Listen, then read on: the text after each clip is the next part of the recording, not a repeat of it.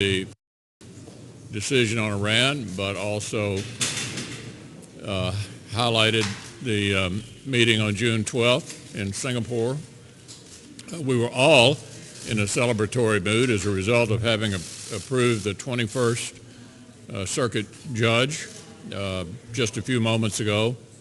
That means that one-eighth of the circuit judges in America have been appointed by Donald Trump and confirmed by this Republican Senate. So we think we're making dramatic progress on that front as well. And of course, everybody's excited about the condition of the economy and the way the country seems to be in an upbeat mood heading into the fall election. For that, John. Well, tomorrow the Senate Intelligence Committee will vote Gina Haspel out of the committee. She is quite likely the most accomplished person ever to be nominated as CIA director. And she reiterated this morning in a letter to Senator Mark Warner, the ranking member on the Intelligence Committee, that she did not believe that the CIA should ever restart any of the interrogation program for which she is falsely accused of participating in. Actually, she learned about the program in some detail a year after members of Congress like Nancy Pelosi and others were briefed in detail on it after 9/11. And I would just say that John Brennan, who was the number 4 at CIA, who was confirmed with a vote of 64 bipartisan votes in the Senate, he was number 4 at the CIA, whereas when she was there at this particular time, she was the equivalent of GS-15, roughly a major or lieutenant colonel. Obviously not a management person when it comes to running the CIA. But I think the Democrats are running out of excuses to block this highly qualified nominee, and I hope more of our Senate Democratic colleagues will come across the aisle and support her as they should. Well, as the leader pointed out, we had a good discussion with the president today, and as the leader also mentioned, a lot of it had to do with what's happening in the economy, and I think the president rightfully can take great credit for some significant strides that we've made. If you look at the economy today, I think it's a reflection that a pro-growth, pro-jobs agenda can make a profound difference in the lives of the American people. Unemployment is at a 17-year low. In the month of March, there was a record number of jobs created, 6.55, I should say number of job listings, 6.55 million job listings, a new record. There have been almost 3 million jobs created since the president took office, and about 800,000 since tax reform passed last fall. So on a jobs front, on the wage front, on the growth in the economy front, there's just been a lot of progress. And you compare that to where we were just a few short years ago, and you can see where a pro-growth, pro-jobs agenda really does make a difference in the lives of the American people. We want to continue to work on that, and the president does as well, and keep that focus on the economy, keep that focus on jobs, keep that focus on wages and American families and how we can improve their standard of living and their quality of life by putting policies in place that allow them to keep more of their hard-earned money in their own pockets, and an economy that continues to grow and expand and create better paying jobs.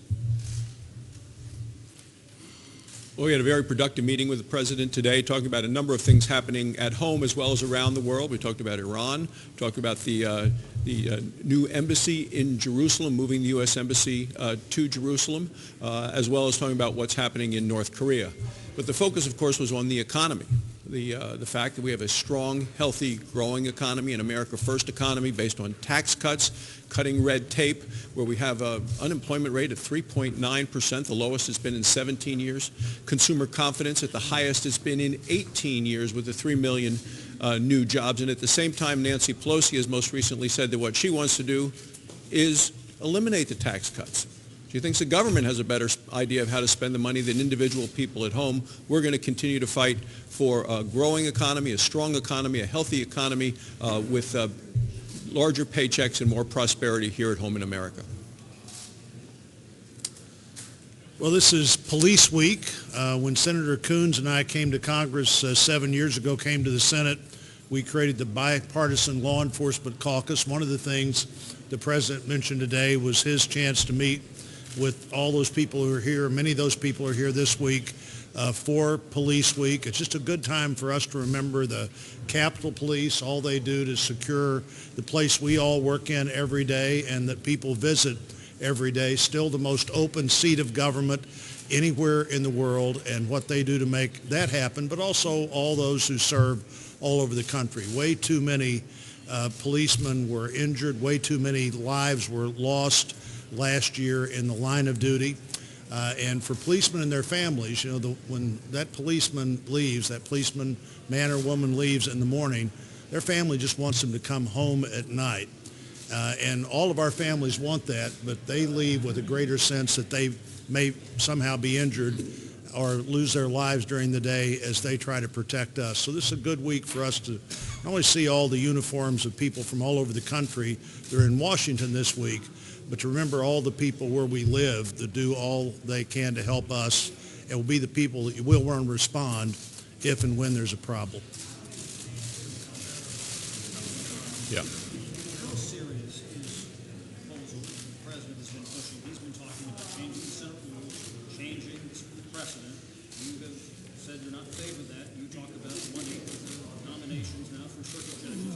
Is that part of the conversation, and is that something that he was able to persuade you on at those meetings? No, we didn't discuss that that issue. I think the the question of rules change that we've been discussing, that's come out of the Rules Committee, is doing something on post-cloture time, which the Democrats themselves advocated in 2013, but now seem to have backed away from. So the main thing is to get our work done. If we have greater cooperation, we'll be able to accomplish more. I'm somewhat optimistic based on conversations I've had with the Democratic leader about the appropriations process, that we're going to have a higher level of cooperation than we've had, and we'll see how that works out. Leader McConnell, does it bother you that almost a week ago now, someone on the president's staff insulted one of your senior colleagues, John McCain, with this morbid joke, and then no one from the White House has apologized for it, even today, as far as we understand? Well, the person who said that should apologize, and should apologize publicly. Do you think the White House should apologize more broadly, sir? Since Judiciary Chairman Chuck last week was talking about Supreme Court nominations, he said he was concerned first and foremost that there wouldn't be enough time to process one if the retirement happened soon. So on that, he also talked about hewing to the Biden nominee opened up in 2020. Do you have a position on whether or not you would move the Supreme Court nominee in 2020? Well, I can say in 2018, if such a vacancy were to occur, anytime up until the summer, we would certainly deal with that nominee this year. Did the president explain in your lunch why he chose to highlight the Chinese company ZTE, and what's your view of that company? I don't recall. Did you talk about trade? I can't remember whether we discussed that issue or not. I don't think we did. Did the issue of Senator McCain come up at all during the lunch? And No. how do you encourage the White House to have that separation? No, the issue didn't come up. You mentioned the changes to post-closure debate time. Are you planning to bring those changes forward for a vote, and are you going to use the nuclear option in Democrats? Well, the ideal way to adopt what we call a standing order would be on a bipartisan basis, like it was done in 2013. Unfortunately, we only did it for 2 years.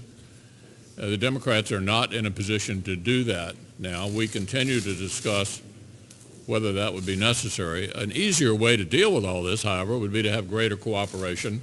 And the cooperation has picked up some this year.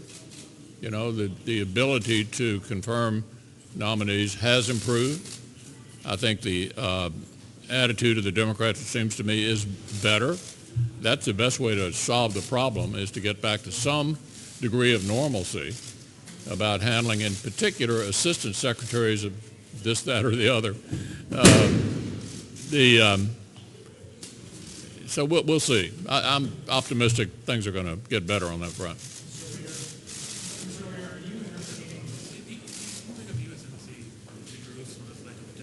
I'm sorry, I can't hear you. Moving of the embassy to Jerusalem has led to deaths in Palestinians. Do you believe this action was worth? I think moving the embassy to Jerusalem was a good idea. It's been American law for over 2 decades, and every president waived it. I think President Trump did the right thing. in moving the embassy. It ought to be the undivided capital of Israel. Thank you.